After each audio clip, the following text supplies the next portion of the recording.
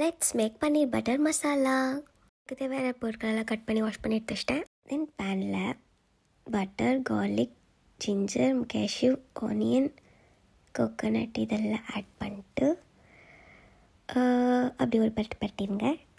தென் இதில் சாப் பண்ண டொமேட்டோஸ் ஆட் பண்ணிட்டு நல்லா வதக்கிக்கிறேன்.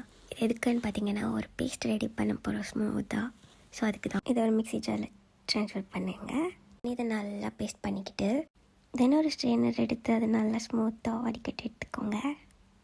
அகெயின் பேனில் 4 டேபிள் ஸ்பூன் பட்டர் ஆட் பண்ணிட்டு ஆனியன், பட்டை, கிராம்பு, ஏலக்காய், அப்புறம் ஒரு பிரியாணி எல்லாம் ஆட் பண்ணிக்கோங்க. ஆனியன் நல்லா கோல்டன் ப்ரௌன் ஆனதும் பேஸ்ட் ஆட் பண்ணிக்கோங்க. தென் இதில் சால்ட், சீரகப்பொடி, சோம்பு பொடி, காஷ்மீரி சில்லி பவுடர் ஆட் பண்ணிக்கோங்க. தென் இதில் கொஞ்சம் க்ரீம் அண்ட் ஃபைனலாக இதில் பன்னீர் ஆட் பண்ணிக்கோங்க. அவ்வளோதான்.